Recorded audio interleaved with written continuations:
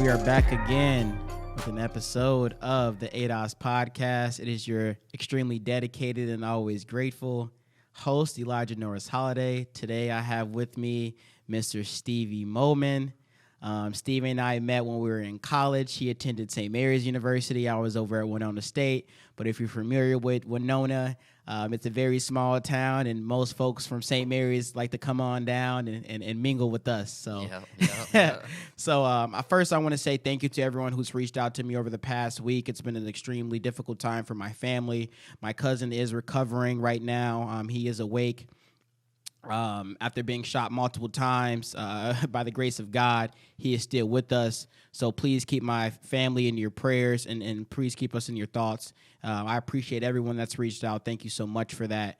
Today we're going to have a pretty difficult conversation. So I just want to, preface this with saying, we're going to be talking about life insurance, and it's going to be uncomfortable for a lot of people, but I think it's a conversation that we need to have, especially in the times that we're living in, especially for my black people out there that have been victims of, police brutality, homicides in our community, and all different types of violence. I mean, I think it's a conversation that we need to have. I mean, some of the statistics are we lose about 35 million people a year to gun violence. Estimated cost for the United States of America is $200 billion annually for gun violence. And out of that 35 million people that we lose every year to gun violence, half of them are suicides. The other half is homicides, and there's a small percentage of that that's death by cops or police. So, I mean, we have a problem with gun violence in this country, and especially in our community. And I think talking about life insurance is a conversation that we need to have. So with no further ado, I'm going to let Stevie introduce himself, what he does, how long he's been in the industry, and then we're going to get into some conversation about life insurance and why you should have it. Yeah, so I'm Stevie Moman, like he said, life insurance specialist. Met in Winona, been in the industry for almost 3 years now. Kind of came in, didn't really know how I was going to fare in the industry, then kind of got into it and just hit the ball rolling, man. I started learning things that college never taught me, that my parents never taught me because they didn't know, and I started just really deep diving into this industry and started learning things that us as a black community don't really know about, or if we do know about it, kind of just brush it off because I don't need that. What do I need that for? Things like that. This topic is something I've become increasingly more passionate about, just because I've seen the need for it. Yeah. Isn't it amazing that no one needs life insurance until they need it? Or at least that's what they think. Yeah, exactly. I'm telling you, man. I meet with a lot of people, and they're always, "Oh, I don't need that. I can wait. I'll wait." Well, waiting is your worst enemy. That's your worst enemy. Time is your worst enemy. Yeah. Even without life insurance, time is your worst enemy. Mm-hmm. Why? Because time is taking your life away every single second of every single day. Yeah. So that means that at some point you are going to die. You are going to pass. Mm-hmm. How you leave your legacy and how you leave your name behind and how you leave your family, that's what you can do to beat time. You can beat all this by just putting something in place, having a plan. And it's not one of those things that it's a long, drawn-out process. It's not something that, you need to think about every day, all day. It's a one-day thing. And once I'm done with it, I'm done. And I know that my family is good. It's a very frustrating thing when I meet with people from all walks of life. I mean, broke people, poor people, white people, brown people, doesn't matter, all the way up to, very rich people. And, the big thing that I see in my career is that, and a lot of agents and a lot of people, attest to this, is the educational gap between knowing about life insurance and not knowing about life insurance. And that's the huge thing that I see in that. That's why I always try to, do as much as I can to educate. A lot of people think that, insurance agents or life insurance specialists are in it just to make money. Well, I mean, every person in this world is in something to make money. It doesn't matter what you're doing. I mean, there's money behind everything. I mean, you can't have a nonprofit without money. You can't do anything. But the reason behind what you do is what you need to look at, not the monetary value of what that person gets. If somebody's coming to you and try to pitch you something that that they know you need, and they've given you all these reasons why, the monetary value behind that thought and idea should not matter. And a lot of African Americans, as we know, a lot of things we've been susceptible to a lot of scams. Mm-hmm. I've gone to a lot of places. And we're skeptical of everything. I know I am. Shoot. Every time you get a text message, everybody dude with a suit and a call, tie come knocking on my door talking about some life insurance. You'd be like, "What is this?" Like, So I've gone to a couple of people even on east side of St. Paul. Well, they're just like, well, I had this one person coming over every month picking up money from me. Boom, boom, boom. They had the whole neighborhood. I'm like, did they give you a policy? Did they tell you what company they're from? No, didn't really tell me nothing. I just thought, well, they came in, they sound like they know what they're talking about. They scammed them. So a lot of people are susceptible to these scams, but when somebody has the credentials and the know-how and the knowledge behind these issues, those are the people you need to take seriously. Because you also got to I always tell people, I'm like, what's more important, spending money on McDonald's and coffee and things that you don't need, or spending money on stuff that you do need? That's a huge thing, and a lot of people don't really see the real need for it. What is the biggest misconception, in your opinion, around life insurance? The biggest misconception is that, one of the big things is that I don't need it. What do I need it for? My kids would pay for it. I get this a lot. My village, I'm not even just using that as as an African term, but a lot of African Americans, even white people, all types of people will say my village because it's the easiest term to use for my crowd of people. And they'll say they'll take my care network, of my community. Yeah, my network, my community, my village, all the same, all same sentiment. And I see that a lot, and I'm always like that right there bothers me. It bothers me because why do you want somebody else to take care of your life upon your passing? Why is that their responsibility? You pay your bills. You pay your car insurance. You pay your phone bill. You pay your mortgage. You pay your warranty. You people got Spotify Premium. They got Hulu Amazon Prime. Amazon Prime. They got this. They got that. They got subscriptions that they don't even use. I'm guilty. I have life insurance too, by the way, but I'm guilty of having subscriptions I don't use. I got subscriptions every time I'm swiping on the app. I'm like, oh, that looks cool. Let me see what that's about. Yep. Forget to cancel at the 14-day trial run. Exactly. You got all these Showtime, all these other all this stuff that you're paying for that you don't use. So what's the difference between getting life insurance that costs $20 to $30 a month, something that fits within your budget to make sure that your family is safe? You just said something very important. I want to break that down for the people who are watching this. You said people will pay for car insurance, right? They'll pay their mortgage on time. They'll pay their phone bill. They pay all these different bills, right? Because they see that as a necessity. I need these things. I'm going to pay for it. I'm going to go back to that car insurance part. People pay car insurance because they're anticipating that they might get into an accident or someone might hit them, right? No matter who's at fault, they're anticipating something may happen to their car. So I'm going to take out an insurance policy on my car to protect my vehicle. But you won't take out an insurance policy to protect you or your child in a case of emergency when something happens that you don't foresee. And I like to use I like to bring my own personal issues and perspectives into things when I talk about it, right? It brings in like, okay, these are real, right? This is a real thing. When my mother passed away a few years ago, I moved down to Arizona. I was taking care of her, going to doctors and stuff. And then so I don't know what made me think about it because I assumed that she just had life insurance. You know, my mom has been sick since she was born. She was born with the sickle cell anemia disease, so she was sick her entire life. And at multiple stages, she was told that she wasn't going to live, that she wasn't going to have kids, yada, yada, yada, whatever.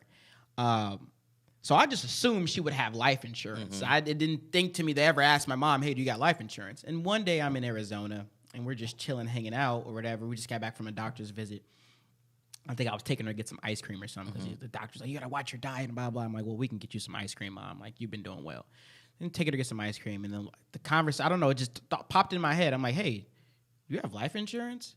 And she kind of looked at me, and she was like, well, I did have life insurance, but I think she said she had to take some of the money out. And this is before I was educated about life insurance, right? She said she had to take some of the money out against her or borrow against her policy. Yep. Maybe we could talk about that in a little bit. But she said she had some bills she had to pay. So she's had life insurance for a long time, she said. But she said she had to borrow against her policy and use that money, and she never put it back into her policy. So her policy collapsed or whatever.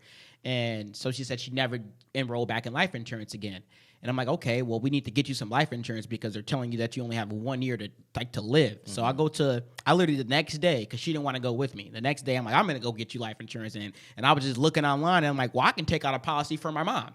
So I went to go talk to the life insurance agent. He's like, well, I need the list of all the medications she's on, all the doctor visits and all this stuff and the pre-existing conditions. And I quickly realized the policy was just going to be too expensive for me monthly. And I was like, I can't afford that right now. Like, I didn't have a job. I was in Arizona. I literally just had all my savings that I was just spending when I was down there. So I'm like, I can't afford this right now.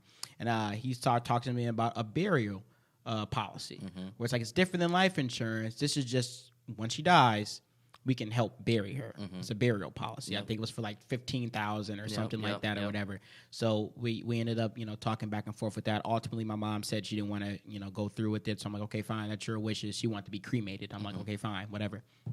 So, but I say all of that to say, if you don't do the research, if you don't have these difficult, and that was a difficult conversation to have with someone. If you don't have those difficult conversations, A, you don't know if the person has a policy or not. And then B, you don't even know like how to support them in that situation, right? So in that instance, it was me coming to my mother trying to get her another life insurance policy.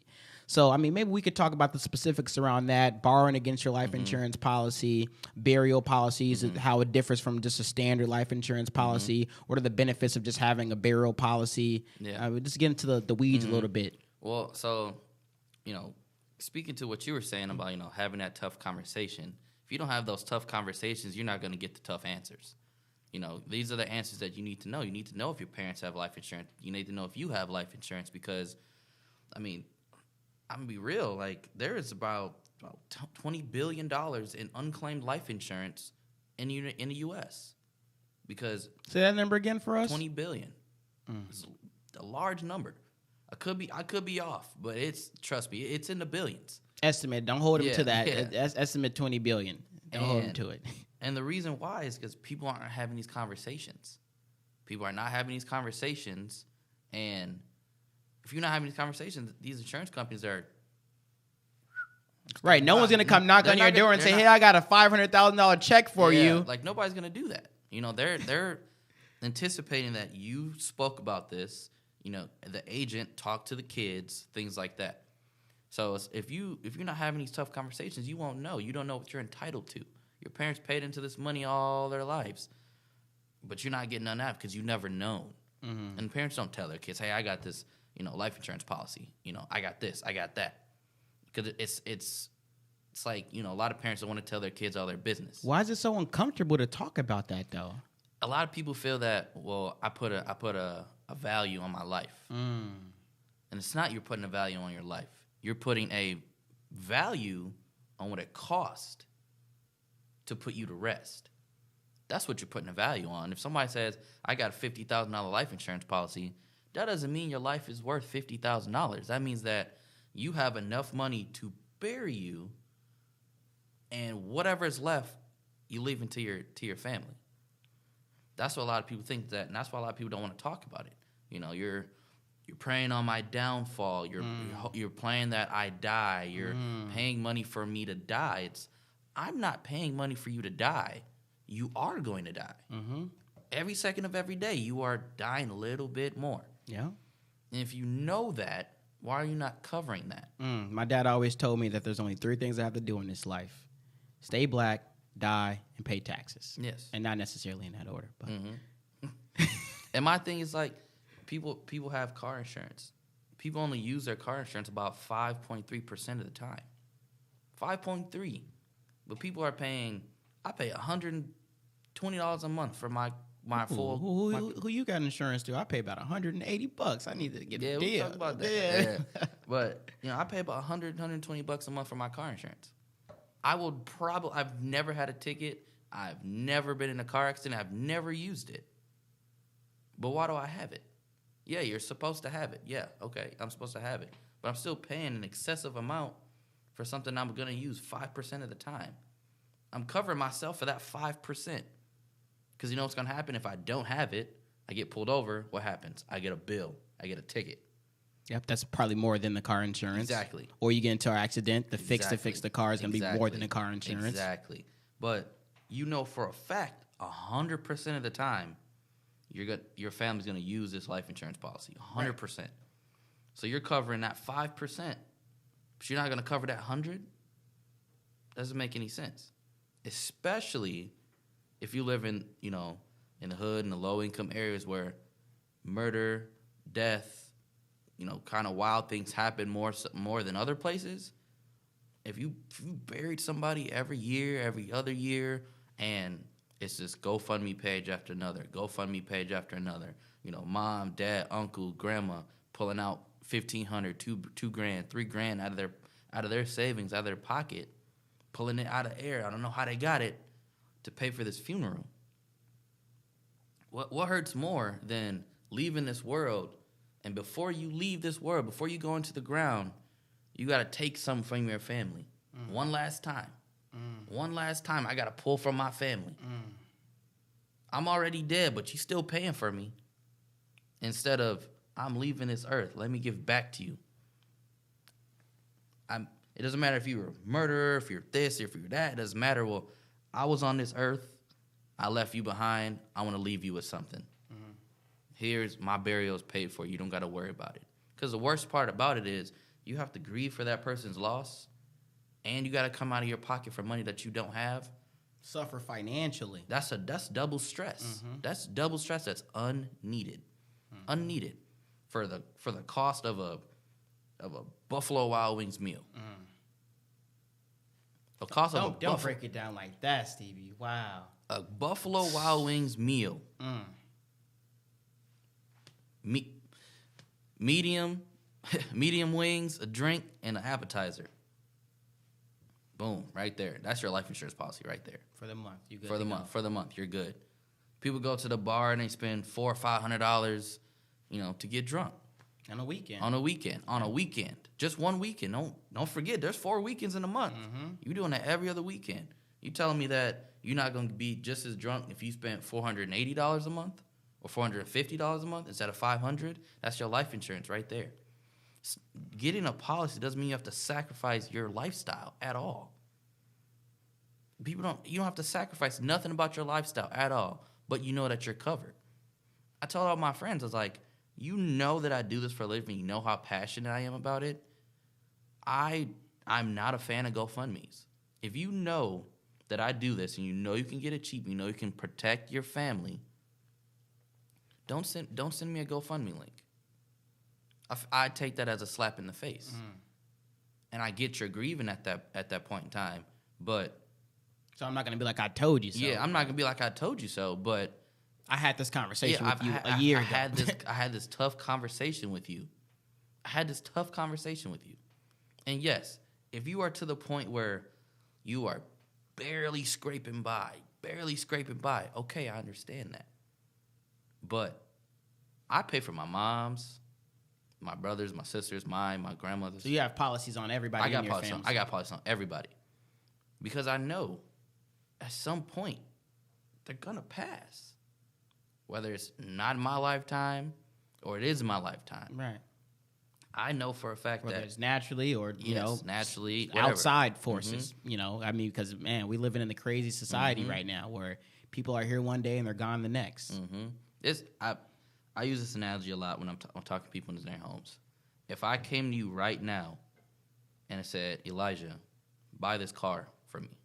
You want a car. You go to the lot and you get a new car. Are you going to pay $40,000 right up front? Or are you going to take the monthly payments? I'll take the monthly payment. So why would you pay $15,000 to $30,000 up front for a burial when you could just make the monthly payments? I know for a fact that I'm not going to want to pay $15,000 to $20,000 all at one time for my mom or grandmother's funeral. But I know I can spend the $40 a month to pay for it. I spend $40 randomly on a Thursday night. I'm getting drinks with a friend. I'd spend $50-$60. Or I go to a nice restaurant with, me and my girlfriend. Like, go to Manny's Steakhouse. You spend $250. You're doing this and that. You can fit this in your budget, because I promise you, you will pay a bill a lot easier than you would to have somebody ask you for a bunch of money. Mm. Let's talk about the investment piece of this, because there is an investment component to this. So when I had that conversation with my mother, she mentioned that she did have life insurance, but she had to borrow against her policy. Yep. And at that time, I was ignorant to that. I didn't know what she meant. And then I later went off to do my research, and I was like, oh, okay, you can invest in this. You can, whatever your policy's valued at, you can take that out and borrow against it and put the money back, and you're good to go. So, explain that a little bit more to our audience. Life insurance is a rich man's IRA, Roth IRA. And the reason why I say that is because Roth IRAs and those investments, once you get to making over $130,000, you can't put money into them anymore. But life insurance does not have those stipulations. So there's a lot of wealthy people that will throw money into these because they grow. They grow it. They incur interest. So you will never pay more into a life insurance than what you'll get out of it. You'll pay, policy will grow, especially at a young age. You could buy a $50,000 policy. By the time you're 70, then it could be worth about $100. It'll grow with you, and all that money you got in that policy, you could pull out when you need it. So, like your mom said, she borrowed against her policy. That's her money. She could take that whenever she want. Whenever she want, they don't got to claim it on anything. It was already taxed. So now it's tax free. It's just growing for you. So that's another way that people can use life insurance and not think about it as life insurance. If you want to get it and say, well, I don't want life insurance because you're hoping that I die. Well, okay, if you have a 401k, you're contributing to it, and then what happens when you die? Your family gets it. What does that sound like? Life insurance. Life insurance. If you have any type of investment, and you pay into it and you're making money off of it, and you die, what happens? Your family gets it. What does that sound like? Life insurance. Assets, life insurance. That's all it is. This just has that nasty name to it that people don't like to hear. But if I came into your house and I explained this and I called it something fancy, I called it a Roth IRA or whatever, you'd be like, oh, I got a Roth IRA. I'm good. I'm investing. No one wants to walk around toting that they got life insurance. Yeah, nobody wants to. It's one of those things. You wanna keep up with the Joneses, things like that. But people don't know that the Joneses have that. Like the Joneses got a nice life insurance policy. Yes, the Joneses Joneses don't talk about it. Exactly, they just don't talk about it. Because you're not going to talk about your life. You'll talk about your Roth. You'll talk about your 401k. You'll talk about this. You'll talk about that. But you're not going to walk around and say, I got life insurance. No. So how do we make life insurance cool? That's, and I'm talking to my people, right? I mean, this is the ADOS podcast. And everything that we do on the ADOS podcast is pretty much tailored to our audience, which is ADOS folks, ADOS people, although we love everybody. But I'm talking with my people when I'm having these podcasts, right? And an issue that I noticed in our community, and maybe you can talk about the 3 years worth of experience that you have in the populations of people that you've enrolled in life insurance and what those demographics have been. And maybe we agree on this, but in my perspective, there's a lot of people in our community, especially in high urban communities where there's a lot of black people that don't have life insurance. I mean, that's just kind of, especially if they, are living in poverty. They just don't have it because honestly, it's just a conversation that they don't have within the family. So how can we make life insurance cool, man? How can we make having a life insurance policy something that's worth talking about in the family? I mean, at the dinner table, we're talking about you made your life insurance policy payment. Okay, cool. You made your life insurance policy payment. Okay, cool. I mean, and then let's eat. I mean, you just gotta. I think people gotta do their research on how life insurance has helped families. I went to Texas for a week, and everybody knows Texas has a lot of racism, still a lot of plantation homes and things like that. I'm black. Trust me, that racism stuff, I don't mess with that. But the thing that you can, I'm not gonna say admire, but you can take away from something like that is the fact that those families know that they want to keep their power as much as they can within their own people. And they kept that generational wealth going by any means necessary. So that means that you gotta look, be like, have you heard of the Rockefellers? All these rich families, things like that. Yeah, they built their wealth, but you gotta think, my bloodline down the line is gonna be straight. They're gonna be good. I'm gonna leave them with something, little something, even if it's as much as I can. 50,000. Okay, well, if I left them with 50,000, that means that you gotta look and sit at the dinner table and imagine. You gotta use your imagination of what that person's in across from you is gonna use that money for. When I get a little bit older, I have a big life insurance policy on myself, but I'm hoping to take out a very large one, so I can sit across the table with my kids, be like, each of you gonna get about $2 million, gonna get about 500,000, whatever it is, and I'm sitting there imagining as a parent all the great things you're gonna do with that money, all the great things After my death, I know that which you're we gonna know be good. is inevitable. Inevitable. I know that when I'm gone and I'm up there, I'm looking down like, I left my kids good. A lot of African Americans I come across, I get this statement a lot. I don't want to leave my kids rich. I get that a lot. Why? I get that a lot. Why would they say that? I don't know. I get that a lot. Well, I do know. It's because they say I want my kids to work for it. I had to work for it, so they had to. It's one of those things where, a lot of people in our community feel that, and even in your own home. And this is something that people might be a little bit offended on. This is the 8 Ounce Podcast. We tell the truth here. People don't want people to get ahead in life, even if it's their own kids. I had a lot of kids, people say, I don't want to leave my kids rich. Why not? Because I had to work for it, so should they. So that means that you don't want to put your kids in the best spot possible to win?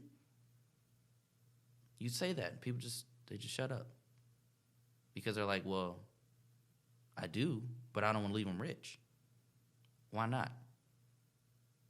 We've been oppressed for 400 years. We've been behind the 8 ball. But this right here, this money that you're putting aside for your kids, can put them far ahead of the 8 ball. Why would you not do that? You can afford it. It could change the trajectory of your generation. Your family generation. Yes. It Your can family, change everybody. It could change the trajectory of that with a simple life insurance policy. Simple. And there's a lot of people that can afford it. They can afford this amount of money a month to leave this money behind. How long does the process take, Stevie? It takes 25 minutes for me to do an application. Wait a minute. You're telling me with $30 in 25 minutes, I can enroll in a 50,000 life insurance policy. And as long as I make my payments on time, whenever, for however many years, and then I die, that money, no questions asked, goes to my family. Yep. If you're a young adult, and it all depends on age, but we'll start because a lot of people my age, is what we're talking to. We're talking to all types of people. Yep. I mean, my mom's is, she's in her 40s. Hers is like $40-something a month or whatever. Something, whatever it is. Which is still reasonable. Yeah, still reasonable. But yes, with $30 or whatever it is that's in your budget, and 25 to 30 minutes of your time, you don't ever got to worry about it. Because then after that, the person that wrote it for you, the agent or me, take care of everything. My clients don't got to do anything. They sit down with me, I explain it to them. We get all the information, we're done. You don't got to worry about it again. Somebody comes up to you, asks if you have it, you could say it proudly that I have it. Because a lot of people are not humble to the fact that I don't have my family straight. I have a lot of friends that I bring this up to, and they think that I'm just trying to make money off of them. I'm like, do you not see what's been happening? Do you not see what's been happening across the world? We've been getting slaughtered. Now think about it. If every single African American, minority, or whatever had a life insurance policy, every single one. How many people in America die? 35 million a year. 35 million a year? And then we got to cut that in half, though, because half of it's suicide. Mm-hmm. And they all got life insurance? That's still a significant amount of Americans that are dying every year from gun violence alone. And that's just gun violence. Now, even just think about the black community. The number one leading cause of death in the black community is cardiovascular disease. right there. You got a life insurance policy right there. Every person. So now we're moving the 8 ball a little bit any way we can. If we can't move the 8 ball in our lifetime, that means that you have to at least try to move it for the lifetimes to come. And that's a lot of people think. They think selfishly on, if it's not going to happen in my lifetime, well, I'm done. I don't care. Well, it's somebody else got to figure it out. Well, you can figure it out for the next lifetime. Get a life insurance policy. Do you think a lot of people in our community are selfish? Yes, I do. I think we are selfish because we don't want to see other people like us win. And I'm not saying everybody, but we don't want to see other people win that look like us. And it's evident. I mean, it's evident all over the place. I mean, we have black communities. It's disheartening is what it is. It's sad. Yeah, I agree it with is. you. We have black communities, but in those black communities, how many black-owned businesses are there? I always say there is no black community. There is no such thing, and I might get some pushback on this. That's fine. You know, this is ADOS podcast. I tell the truth, whether you like it or not. There is no black community. There's black people that live in an area. Now, there can be a black community. I'm hopeful that there will be a black community. Yeah. I'm going to do my part to create a black community. Part of the reason why I bring people like you onto the show to talk and why I'm doing all this work in the community, that I do believe that we can build a black community. But as it stands right now, there's just black people living in an area.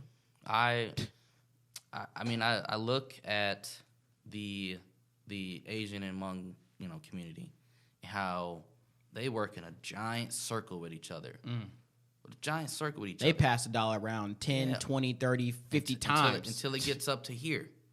And then they just keep on going. And I'm like, why can't we do that? We passed the dollar around one time in our community. We had one bad experience in a black-owned business. We're never going back again. We passed that dollar around one time. And we don't want to support each other. There's so many. It doesn't matter if you're a Drake or a LeBron or whoever. We're not going to support each other because we think that we're always trying to just pull the wool over somebody's eye and not here to help. Not here to help.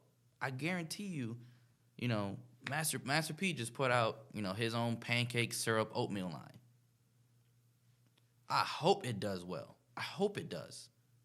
But from what I've seen in the African-American community, we go in fads. We're like, oh, Master P got this. I'm going to buy it one time. That's it. That's passing that dollar around one time. That's it. And then, are they going to buy it again? Nope. I don't know. I hope so. I really do.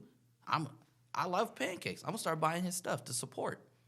But people also got to take this thing out of their mind is that, like, oh, I'm giving this man my money support. I don't even like this. Yeah, you do. You just don't want to see that brother win or that sister win. Or you think it should be you. Yeah, because you think it should be, oh, I should have done that. I had this idea before they did, but they just manifested it first. I think as a black community, we're selfish. And I know, and I had that, and I see that because when I bring this up, life insurance to people, because this is what I do. This is, I love this stuff, and because I know it can help. And I get people that look at me weird, like, you're just trying to make money. No, you go to the bar and spend all your money on this, and then you go on social media, oh, I'm never drinking again. Or you go to a restaurant and buy some food that you absolutely hate, but then you back at that same restaurant. Everyone, back to your point, everyone is trying to make money. Duh. Obviously, this is America. Right. I don't go to Caribou and complain to my barista, you're just trying to make money off of me. Give me my coffee. But you only get that when it's an African American because they look like you. They look like you. They should be. So it's our own mentality that's preventing us from growing. I think we give white people, white supremacy, way too much credit. White supremacy does exist and it's very prevalent, especially here in Minnesota, especially in the United States of America. But I think we're at the point right now in our day and age where we give white supremacy way too much credit over the conditions in our community. I was just in Chicago this past weekend, and I'm from Chicago. And I took an hour. I think we drove around for about an hour in my old neighborhood, Southside Inglewood, right? So I actually went to the house that my grandmother, used to live in before she passed away. I went to some of the elementary schools that I went to as a young boy. And that community is still the same. Mm-hmm. Actually, it's worse. I mean, needles on the streets, alcohol bottles everywhere, people on the roads. Mm-hmm. And I cried. I broke down in my car, man. Like, I care about my community so much. Yeah.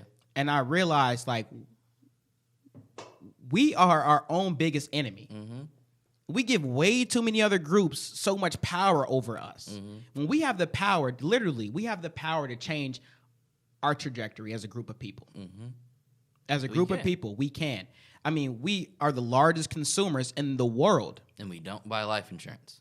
And we don't buy life the one insurance. thing we don't buy. Let's We buy always make this everything. relevant back to the topic at hand, We because I buy go on. everything. Y'all know I go on tangents. Thank y'all for always watching the podcast and sharing it and supporting you. I know I go off on tangents. We are the largest consumers in the world, And we don't buy. and we don't buy life insurance. We don't buy the one thing that we should have. What is going on, Stevie? People don't think they need it because I had one friend that said, as I brought it up to him because, you know, he just had a couple friends pass, you know, rest in peace to them. And I said, hey, you know, I see that you had a couple friends pass, you know, my condolences. But this is a topic that, why this is front of mind, you need to think about. Brush it off. Whatever, that's not. But if you out here doing wild stuff, you can tell me you're not gonna need it. I'm not saying that you're gonna die, but. And I tried to address gun violence in the community. Mm-hmm. I'm always out here talking to. I got friends who are still out here in these streets. I think people sometimes see me in my suit and tie, and they forget where I came from, right? And I have to constantly remind them that just because you see me in a suit and tie don't mean I forgot where I came from. It just means I think that I'm transition. better than you. Right. I just transition into who I'm supposed to be, who God wanted me to be. But that doesn't mean I still don't love my friends. So I talk to my friends about it all the time. And I still got friends who are in the streets to this day that I consider close to me. I keep them at a distance because I'm still trying to grow and do what I have to do, but I'm willing to bring them up with me when they're ready, when they are ready. Because not everybody's ready to transition, right? God has a plan for everybody, and it don't involve running around shooting and terrorizing people. It doesn't. So I hope that they wake up to this. But the reality is, like you just said, when you're out there living by the gun, you have to expect that you could potentially die by the gun. At least have life insurance in place. I'm not changing. I'm not trying to change people's lifestyles no more. Yeah. You know, I'm just really trying to shape their minds, give them information, and hope that they realize that they can do better. Right? I'm not trying to change nobody's mind. I want to shift their paradigms. But with that being said, if y'all gonna still be in the streets and do what y'all gotta do, I get it. You thugging. I understand it. Keep thugging. Do your thing. But get some life insurance. Yes. My thing too is, you know, and it's just.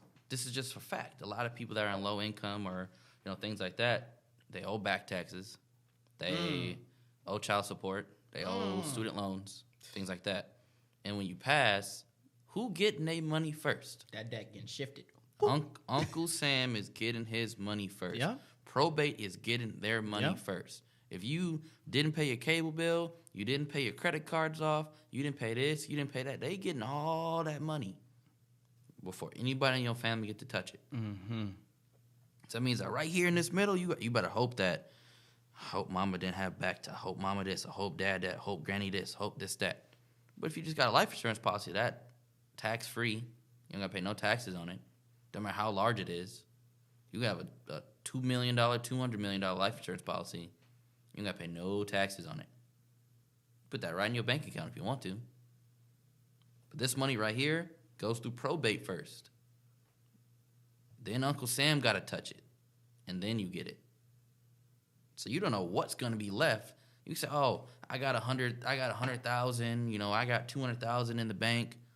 Okay, well, you're only 40. I'm good. I don't need life insurance. That I got money. You got a long time to go. You do not know what's going to happen. There's been millionaires that gone broke and gone under, gone negative.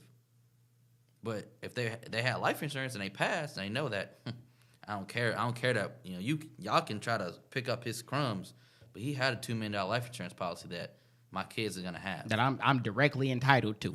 Y'all can fight over what was in the bank accounts. That's cool. I'm gonna take this life insurance policy. Tax-free, probate avoidable.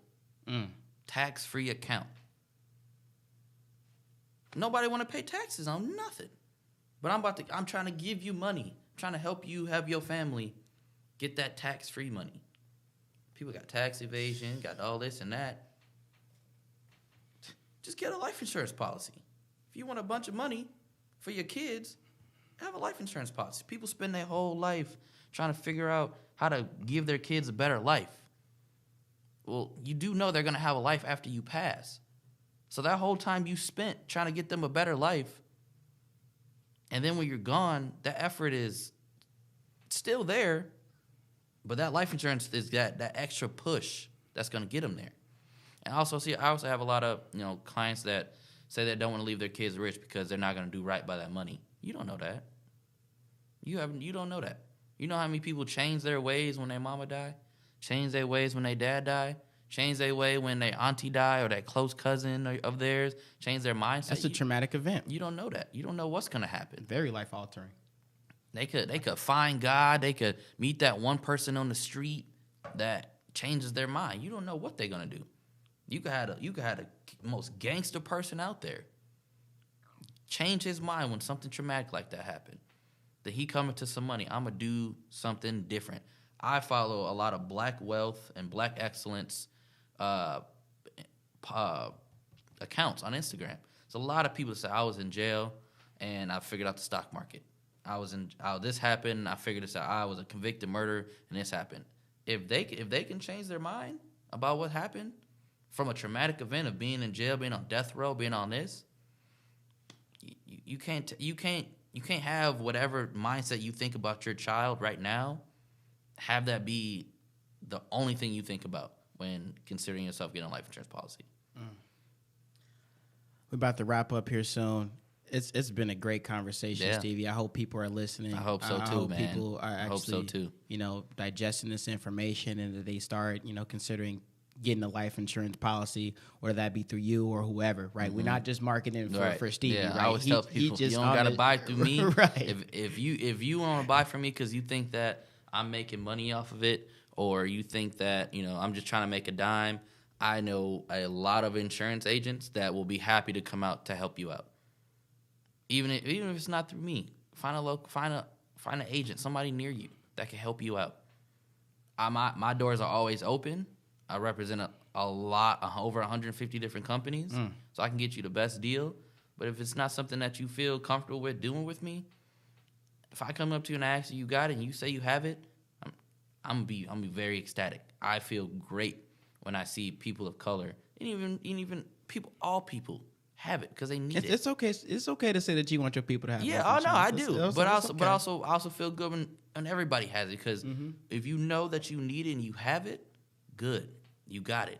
But it breaks my heart when you know that you need it and you don't have it and you don't get it. And you make an excuse. And you make the excuse of I can't pay for it. You sure? You sure you can't pay for it? You hear that, ladies and gentlemen? Anyone who's watching this. $20 to $40 a month, depending on your financial situation and pre-existing conditions, your age. So I think those are the only few things that they take in consideration when they're trying to develop your policy. For $20 to $40 a month and 25 to 30 minutes of your time, depending if y'all got all y'all documentation and stuff prepared, because I know a lot of y'all files just be all over the place. But for 25 to 30 minutes, you can leave your family behind something upon your passing, which we know is inevitable. I hope that you guys are listening to this and that you guys decide that you're going to look into life insurance. Especially if you have kids. Especially if you have children. Especially if you know your children are out in the streets doing whatever. Please get a life insurance policy on them. Okay?